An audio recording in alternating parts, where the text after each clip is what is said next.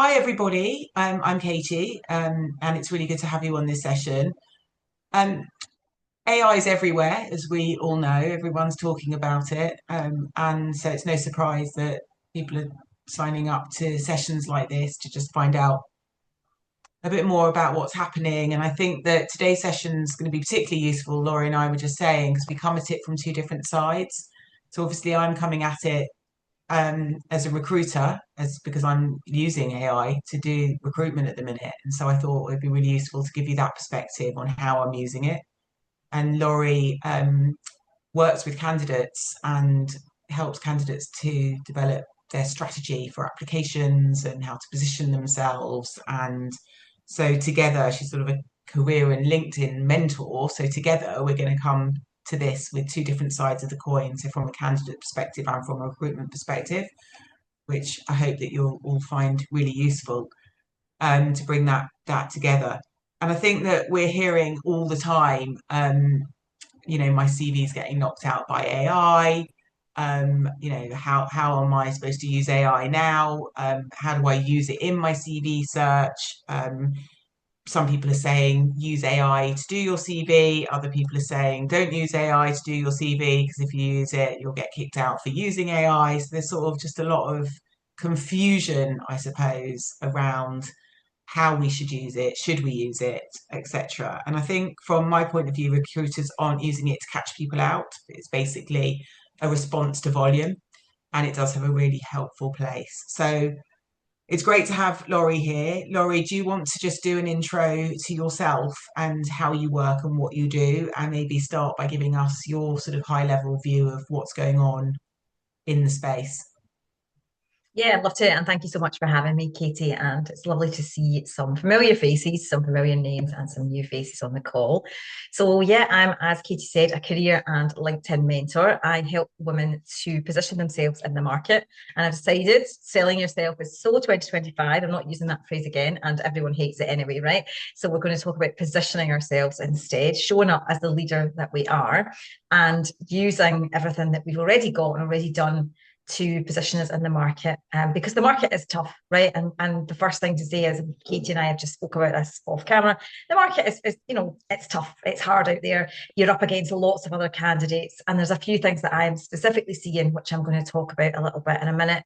But I've had 10 years experience of helping folks to find jobs, first of all through my work on the government work programme. And then I've been running my own business, career and LinkedIn mentoring now for 7 years. And I've helped thousands of people in that time. And what I'm seeing as a real commonality is that people are not sharing why them enough.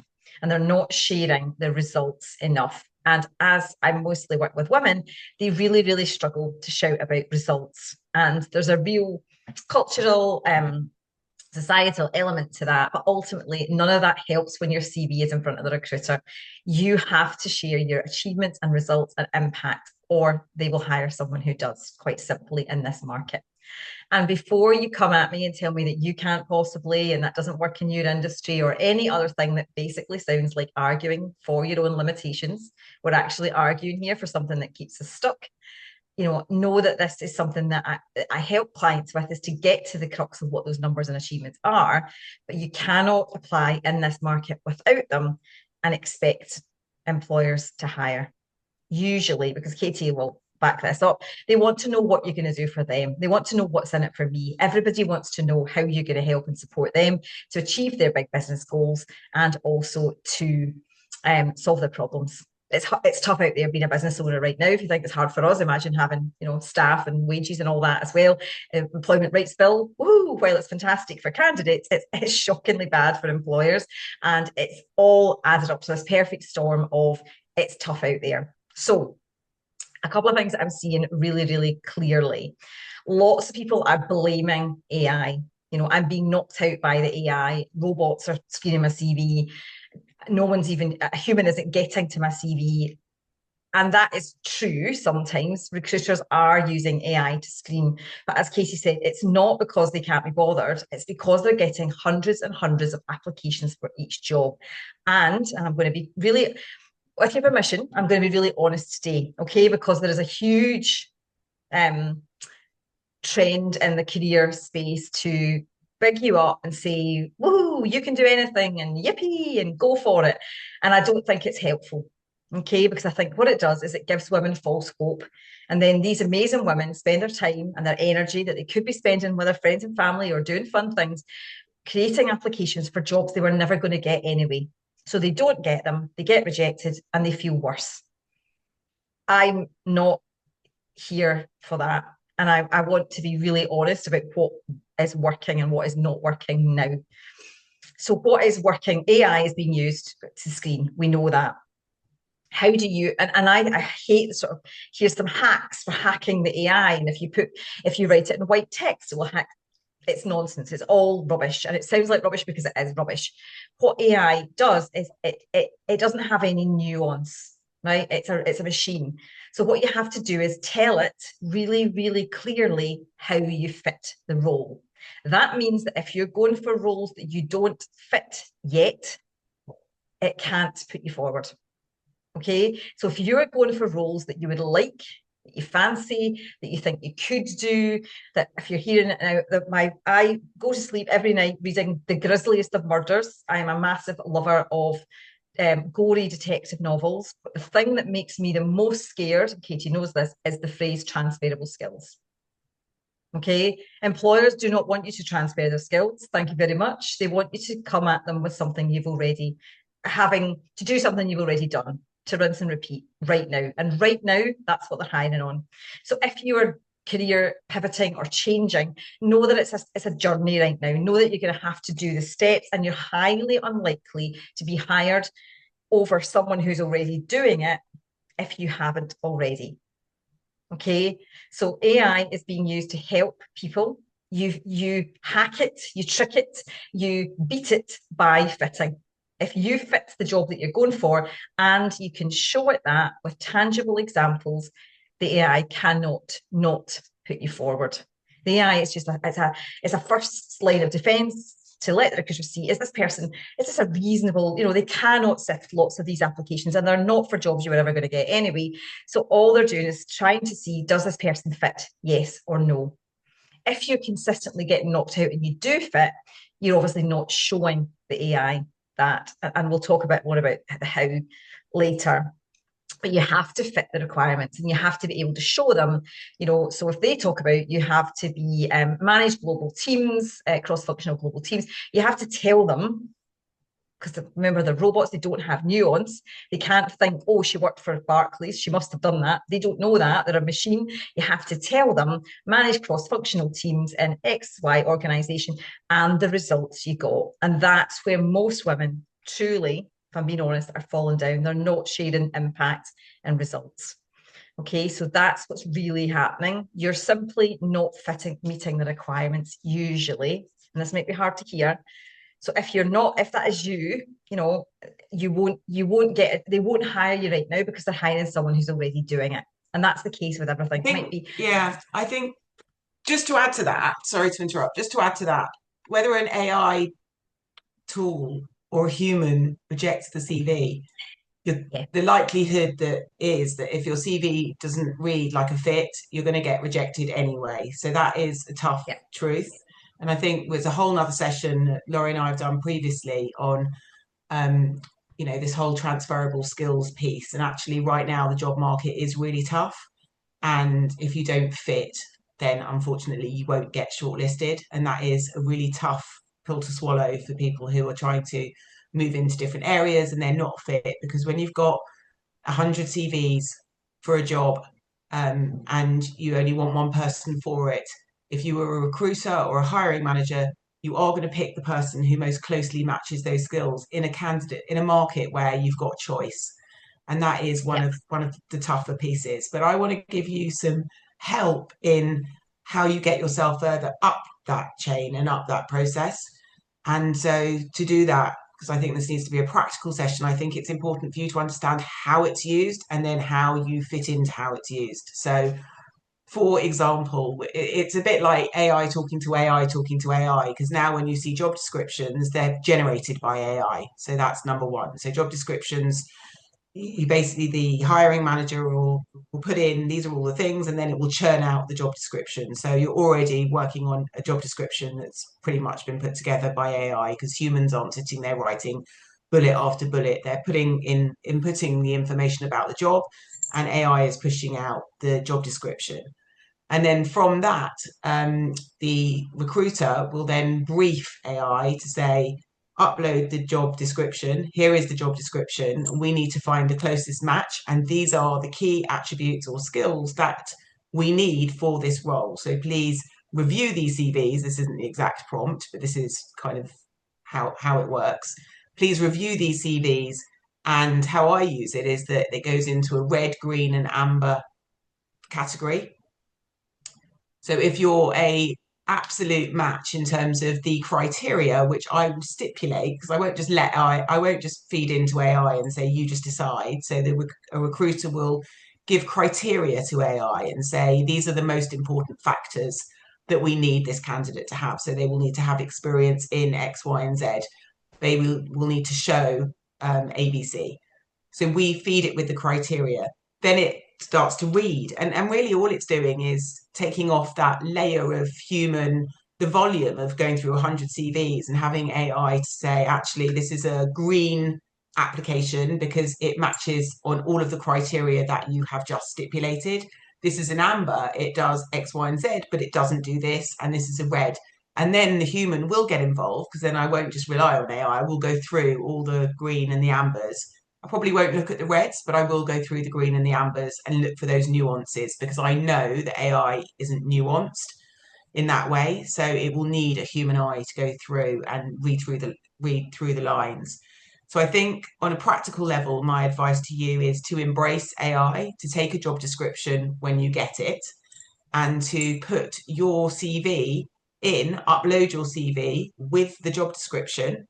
And this isn't a hack, this is just a sensible way of you establishing how AI would read your CV in light of a job description, and say, this is the job description, and here is my uploaded CV. How does my CV fare in relation? Would you shortlist me? And that is the most powerful way you're going to get an honest result on whether you would be shortlisted by AI for a job. Laurie, what's your take on that?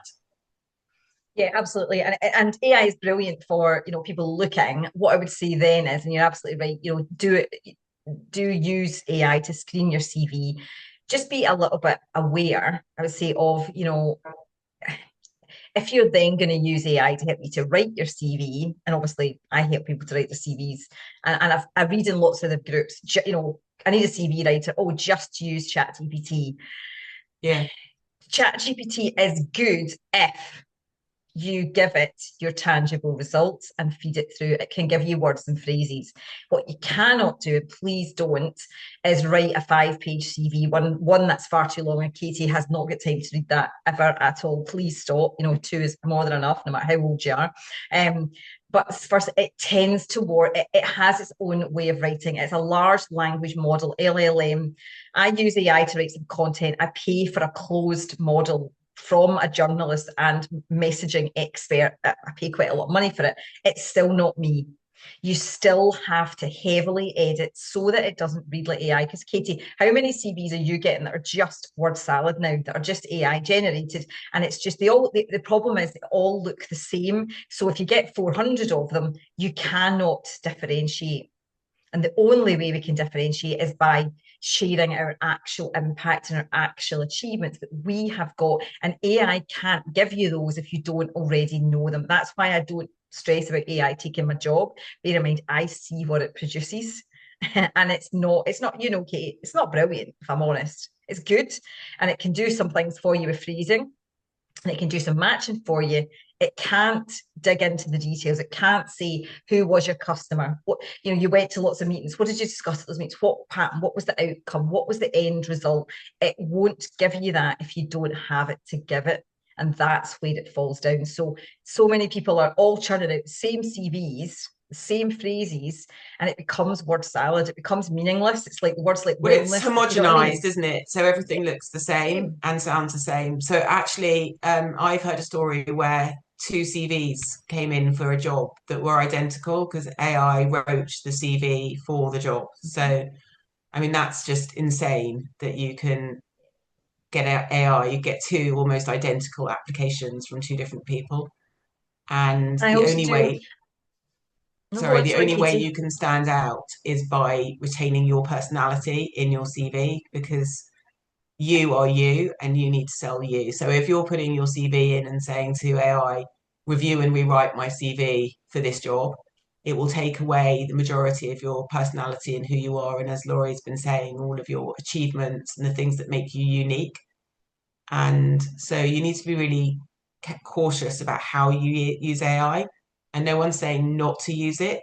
It's how you use it. And it's about maintaining your uniqueness. And as Laurie said, thinking about your skills and achievements that only you have.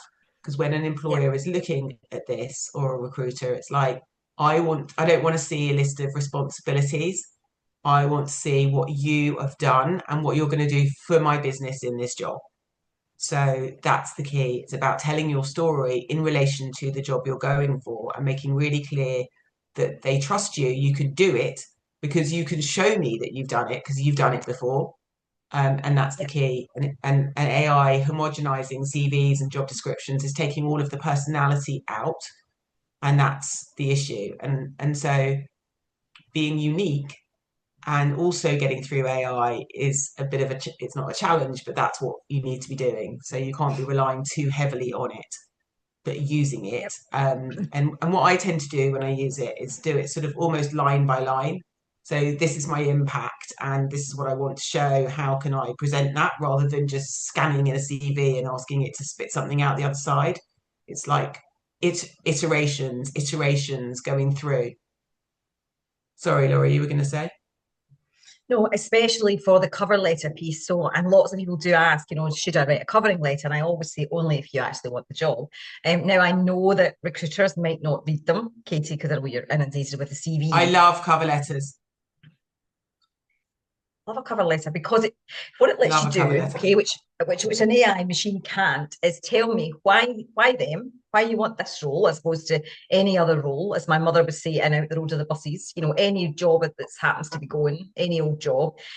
And folk use AI to write this wishy-washy, I want this job. No, tell them why you as a human actually want the job. And please stop. People say to me all the time, I'm using AI because it's better at writing.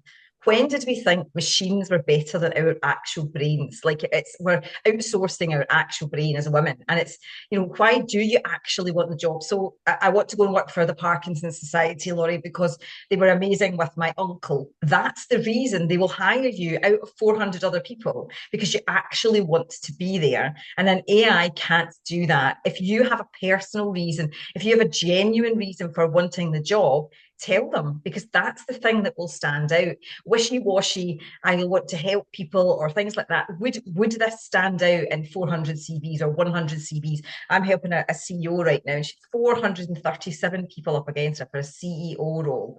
How do you stand out? Not by writing a wishy-washy phrase, like I want to help people, but actually by saying, here's why, this specific cause, reason. I remember working with someone who wanted to I do a lot of work in the third sector. It was a charity, it was a pharma company, but they'd done a lot of work in supporting women in childbirth. And she said to me, I actually really care because I had a really awful birth. Tell them that, it's really important to me due to my own lived experience, giving them war and peace. But actually, that's the thing that will make them go, this person passionately cares about what we're trying to do here, as opposed to just being other. It's all about that. Why them?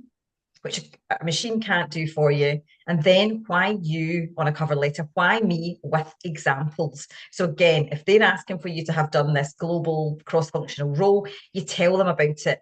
And we're able to migrate our 400,000 customers on time and on budget.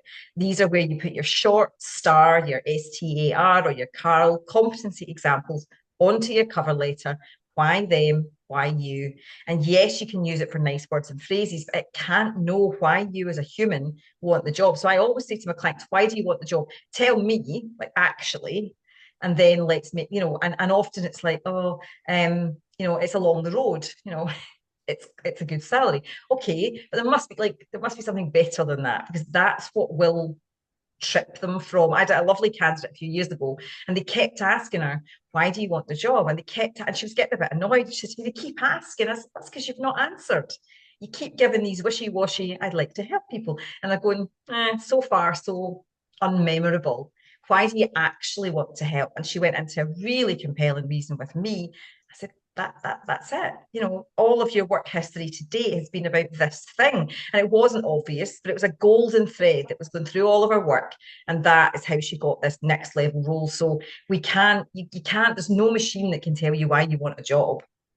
So really using your own reasons, your own why, again, that view why you piece is so critical. And as Katie says, if you've got all these similar, let's be honest, if everyone's going for a finance role, you've all got the same qualification. How do you stand out? You give them a bit of the why them, you give them some why you, and you be a human. And that's the problem with AI. It's taken away our humanness. And that's what people want to hire, is you and you. And I don't mean go zany and wacky and do it on pink paper or anything like that. I really don't mean that, because it's the opposite and it's awful. But I just mean there's reasons why you want this role, and there's reasons why you fit this role. You have to tell them, because the one thing I will say, they can't guess. I spoke to someone at networking not that long ago, and she was incensed because I did tell them I had this amount of years in the industry. Yeah, but it would be on like the third, they'd have to guess and add it all up, and it'd be on the third page.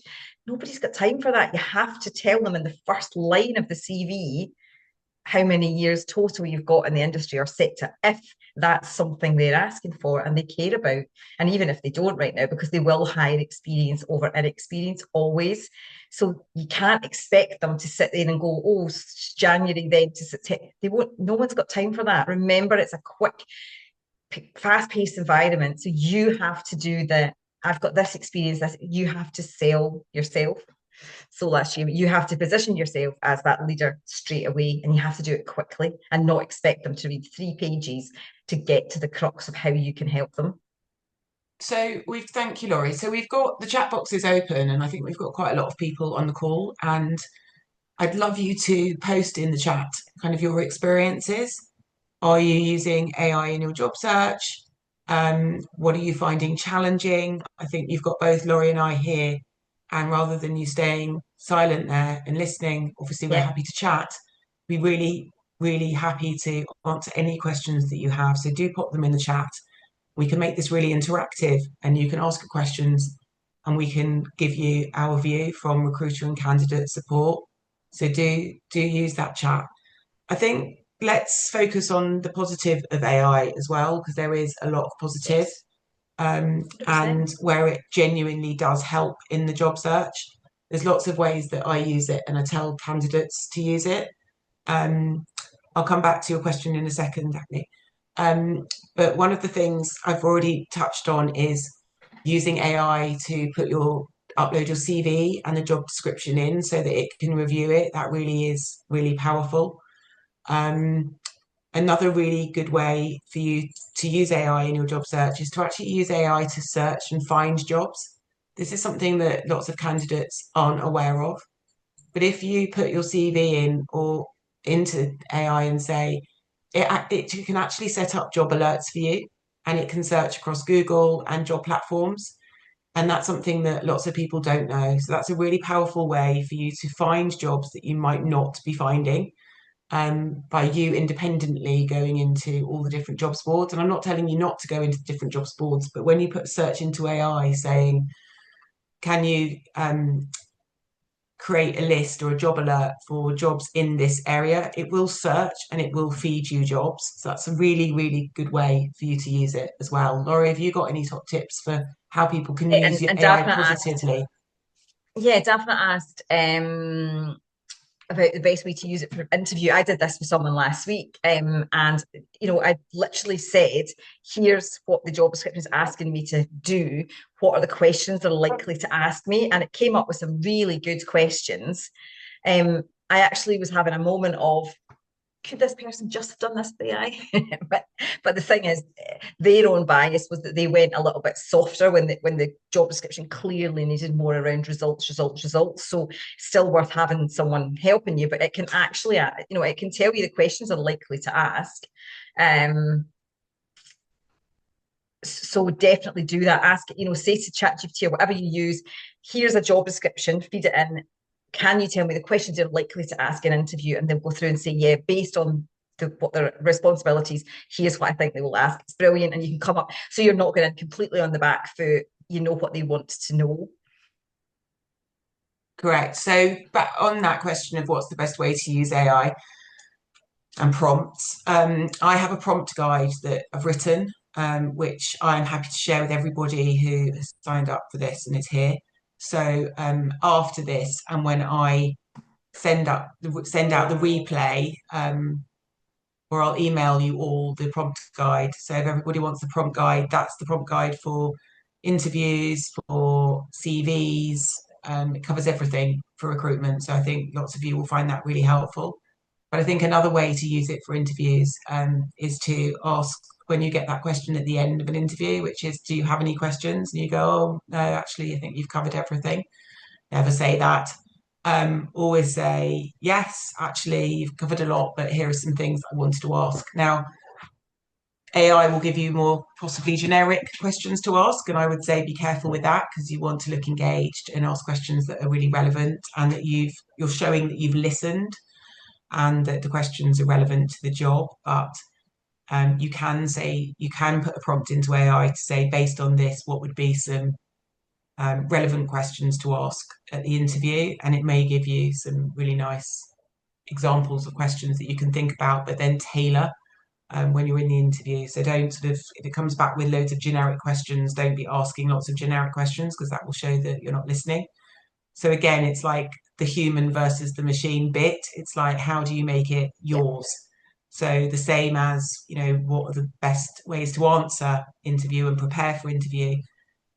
Let AI help and support you, but then go back into your CV and look at your skills and experience and how you're going to word that and nuance it because that's the you bit. So there's loads of different ways that AI can help get you thinking about how you position yourself, but ultimately it's got to be you that brings you to the interview and not, here's my list of pre-generated AI questions that ChatGPT gave me before I walked in, because they'll know that they're generated and that you've not been listening. So it's like you can use it and be really clever. You just need to use it and be clever and not use it and just let it tell you what to say and what to do.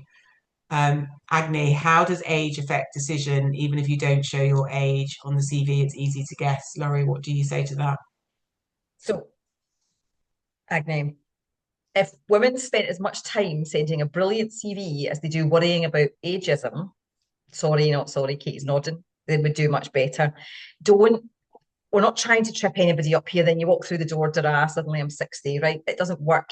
What you're trying to do is take off any old jobs. You only need 10 to 15 years on there anyway. And if you're going to tell me about the thing that you did last that was relevant is for this job, you've missed the boat. It's too long. They need someone who's got recent relevant experience usually. So don't let that be the thing. That's not the thing. The thing is energy. The thing is, can you do the job? Have you done it before? Are you engaged? Do you know what's going on in the industry? That's what's knocking women out. Not actually your age. So I can't say there's no ageism. Of course there is, but I honestly see it's not usually the deciding factor. It's usually that the CV doesn't tell me that you fit the job, honestly. So don't worry about it. Put the numbers put dates on, just don't go back more than 10 to 15 years. And then if you say it's 25 years or whatever in the industry, so be it. I like to say there comes a tipping point depending on the industry where you go from like 25 years to a breadth or a depth, and you get to choose when that is. But just is it is it ageism, or do I not actually fit this job and have I not shown it? Sorry, not sorry. Katie's nodding.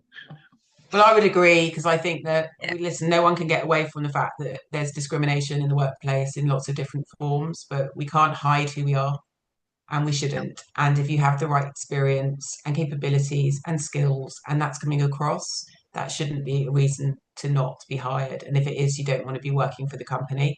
So don't let that bother you too much. I don't believe in these ageless CVs and all this rubbish. Like, If you've got Jumping good through silly, experience, yeah, it's just silly. If you've got great experience, show your great experience, and you would like to think and hope that a hiring manager will see that you've got all the right experience and you bring value and experience to the role. So I think, like, let's not get caught up in that. Let's just focus on what we're bringing what we can um, control. to a job and what we can control. Should I use I or third person? I think you can use either. I don't really like I particularly. I did this, I did that. Doesn't look great on a CV. I would say um, advised on, managed Yeah, this. agreed. It's kind of how I would phrase a CV. I wouldn't I say, can, and then I did I this, think it's and a then bit I did weak. that. Yeah, I think managed, led, you want action, Led, top tip strong action action, verb led. followed by number. So generated X amount of money by, saved X amount by, supported X amount of customers by. It's a top tip for your first bit. Great question from Kareen. When a covering letter is not requested, how do you demonstrate why me, why them in your CV? So I've got a tip for this, so I'll go first. I Yeah. um, I think that when you do these quick applies or you're just sending a CV, there's no harm in adding a little paragraph to the top of your CV or to the bottom of your CV that does what a covering letter would do. So where you can have your CV like have almost like a paragraph at the top that just positions you. I see lots of CVs that do that. It really helps me and I like it. So I don't think that there would be any issues with that. So when you don't need to send a CV, you can always put in a short paragraph at the top, just positioning yourself for why this job is the job that's right for you and why you're relevant. It's a really good tip just to get that information across on top of your CV if you can't send a covering letter. Laurie, what do you think of that? Yeah, also, like, is it that you can't send a covering letter because you're doing it on a platform like Indeed or LinkedIn or Like whatever? If LinkedIn, where it says quick apply. So yeah, you can have, I yeah, see lots of CVs now where they've got like a short paragraph on the top of the CV. It's kind of the yeah. positioning piece, which works really well. Yeah, the other thing you could do, Karine, is it only that you can't add a covering letter because you're going through a job board? If you went to the company site direct, so if you looked at who the recruiter or the employer was, sometimes you have a bit more leeway. You might have an actual human and get an email address, and then you can do it. And that's always a good tip. Go as close as you can to the job, because Indeed, etc., only let you put your CVs in their format, and that might not be your chosen format. So always go if it's on an employer or recruiter website, go through that instead. Find it on Indeed and LinkedIn, use those to scrape for jobs essentially, then go as close as you can. And another tip, just while we're on that, if you have any questions about this job, call such a buddy, call them. Like if you can get a visit, arrange a visit, do all that. It shows keenness. And most people won't do it. Remember, most people are sitting clicking easy/lazy apply. You're actually showing, I really want this, I'm really keen, I've got some real questions about the role. Fantastic. You're jumping up the ranks of Yeah, enthusiasticness. agreed. And also connect with the hiring manager on LinkedIn if you want to. Send them a Yeah, little note, say, I've just actually applied through Quick Apply, but this is a really great role for me, and here's why. Because yeah, recruiters and hiring managers want that because they can't be, they don't want to go through hundreds either. So if somebody jumps out and says, here I am, and I'm amazing, and I'm a great fit, they're going to go, I do that, go straight to that CV because I'm like, oh, they look interesting because you're actually making my life easier. So I don't have to go yeah, through all the CVs exactly. because I've got somebody in my inbox who's saying, I've done this. So I go straight into their LinkedIn and think, oh, they're really good. I'll now go and look at their application. So definite quick shortcut to getting noticed and going sort of above and beyond on a quick apply where you're just one of hundreds. You've always got to be thinking, how do I stand out? How do I get myself to the top of that line? How long should a cover Yeah, letter be, Heather? I would say no longer than two, maximum three paragraphs, two, three max on a page, not a whole page. I mean, I see covering notes that look like War and Peace that just like make my hair stand on end. Colin was Please just laughing. She keep that's it. she's that's your question. Please just keep it brief. What should go into it? I've also got a cover letter template. Put a thumbs up if anybody wants that. Happy to send that off after this session, which details exactly what should go into a cover letter. But essentially, um, a really high level of why you want the job, why you're good for the job, so what skills and experience match you. So it's like pulling it all into a why you fit into a paragraph. making it really as lean as you can. No waffle, war and peace. Yeah. I'll send you the And also, components. Yeah. on that note, and Coral, we're going to sort of answer you as we go, but on that note, Coral, like this is not, and this might help you, this is not a town crier. Here's everything I've ever done ever in my life, right? It's a tailor. What does this organization care about? What can you do for them and how can you help them? That's what they need. They don't need all the other random stuff that we happen to have done, which is not relevant. They just need what do they care about? It's all in the job description. What's important to them? Tell them that you are that or have that, as long as it's true, of course. And that's it. They don't need all the other stuff. Oh, Yeah. I hadn't seen Coral's note. The War and Peace No, it's I'd further given you down, but before. we're answering it I while we're was on there. the one above, but yes, I struggled to keep things short. Please, no war and peace. Yes, just No, you no don't one's need to got time tell for your that. life story. Just why this job, why you. Quick and dirty. How good is the AI function on LinkedIn? Is it worth paying for? No, I don't think so. No, don't bother. Oh, we missed one, Katie. Robert had asked about building your own business and using this as a way if you're unable to find Okay, go employment. on, you cover Oh, that one. so Robert, okay. Really, really, really, I want you to listen to this, okay? Because it's really important and lots of folk are doing it really badly. Pick a horse. Didn't be betting on the whole field. Are you self-employed or are you looking for a job?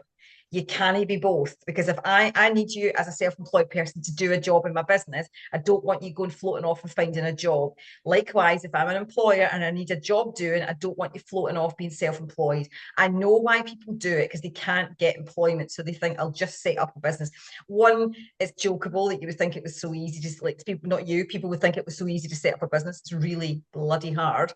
But also like it's so messy, isn't it? And I've seen so many people get burned by this because I don't actually know what they are, what they do, and how they can help me. So if you're going to set up a business, find your clients, do the thing, network, market yourself like you mean it, all of that, or look for a job. But sitting in that muddly, messily, middly bit, you won't get picked for either thing because people won't know how you can help them, Robert. And that's my best Okay, advice I I can don't give you. disagree, but I also think that if you can't find a role and that you are set up as self-employed and you're doing something useful for businesses, it can be a shoe-in. So often Yes. people I speak to might be set up as VAs and they're running their own VA business and they get consultancy work or they get work as VAs. And then as a result of working through their own business, the company that they're working for says, actually, you'd be great. We want to employ you. So there are ways in. Yeah. I don't know what your business is. Yes. So I would just But yeah. caveat with if you have a business where you're providing helpful services to companies who may want to end up employing you, then it can be a great way in if you can't find employment. But it depends on your business and it depends on how you're doing it. But if you're both, as Yeah. Laurie says, straddling both, I don't know which way I want to go, and you're a bit here and there, it will be quite hard for somebody to pick you for a job because they won't know whether, you're Yeah. committed to being an employed person, and you want to get a job, or whether actually you really don't want to be, and that would cause a red flag, as in, do you really want a job or do you want to have a business? So I think you just need to be cautious Yeah. with Pick a how you horse. approach Yeah. that. And like Katie said, there's lots of transitions and folks sat in that messy middle, but it looks messy from the outside, and there's something about positioning and perception there, Robert. So yeah, talk lots more in that, but I'll just say I've got a real warning sign for you. I've seen lots of folk and they end up with neither because, as I say, we don't know what to hire them for. Um, Um, Alita, is it a good idea to add the why they should hire you and why you would want the job in the professional summary of your CV? I mean, not why you want the job. I think that was a little bit dated advice. It used to be like, I want this in this market. They want to know why they should hire you. You're not trying to tell. I've seen this done really badly in like voluntary roles. They're not doing you a favor here. You need the job and they need a candidate. So why you want this particular role in a sentence if you can. But I've seen a lot of that sort of, I'm looking for this to increase my skills. They won't hire that. They want you to already have the skills. Again, just the market as it is. So keep it really quick if you can. But as Katie's already said, you can have a quick positioning statement in there. And I would say in your professional summary, it should tell somebody why they would want to hire you, because it should be a strong statement of who you are, what you do. Your positioning statement should be strong enough that when you read that, it makes you go, oh, they look really interesting, and then they want to read more. So it depends how you frame that. But I would say your positioning statement should be a very strong statement, not saying why you should hire me, but basically as an overview of who you are and what value you bring in your professional summary. Any other questions? Thanks for the Van's asked prompts. about how you're using AI to sift. That's a question for you, Katie.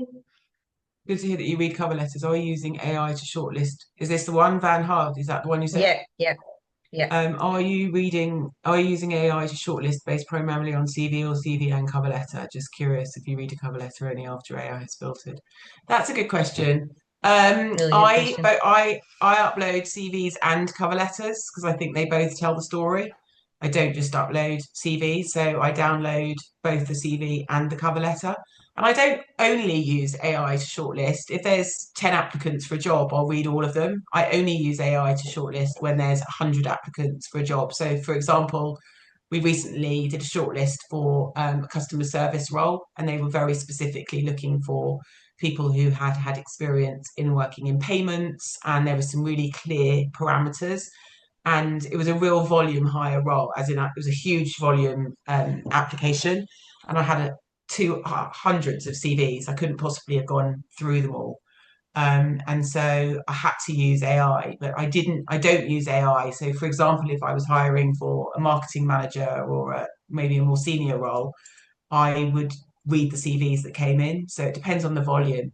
If I can read CVs, I don't rely wholly on AI. So I think there's a myth that everybody is just filtering out and everybody is using AI. Yes, it's out there and it's being used, but I think still humans are still looking at CVs. It's more the volume Brilliant. piece that's the challenge. And to be honest, Robert's AI isn't asking. a new thing. Sorry, just to say that before AI, recruiters were using what we call ATSs, which are called applicant tracking systems. It's no different. AI is just a different term in a way for ATSs. Even before AI, recruiters and employers had ATS tracking systems where they were reading through your CV and picking out keywords. And if your CV matched the keywords, then you were getting through. So this isn't a new phenomena, although everybody loves to think that like this is just a totally new way of, you know, culling candidates out of a process. It's not new. It's been done for a really long time. Um, how do you get past the 10-year gap in your CV from bringing up children? You don't. It's part of your story. And you can put in your cover letter that you've taken a gap, and you can state or not state why, and there's no reason why you shouldn't have taken a gap, but you can't get rid of the fact, you can't erase a 10-year gap out of your experience. You've got to focus on the experience that you have had in your when you were employed, and any experience that you might have gained during those 10 years that might add value to a potential job that you might do, and the skills that you have got while in those 10 years, because presumably you haven't been doing nothing in those 10 years. So it's like, how do you position that? Laurie, what's your advice to somebody with a 10-year gap in their CV?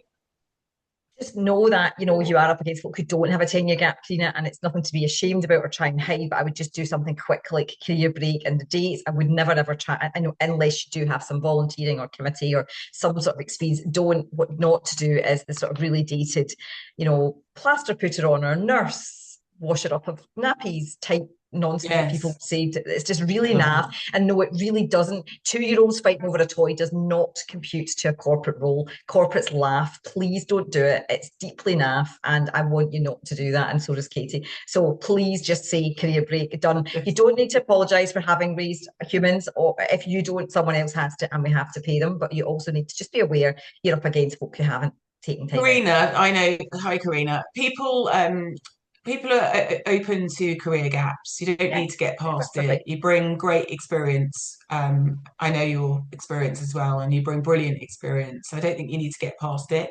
What you do need to think about is how you upskill to make yourself relevant in today's market.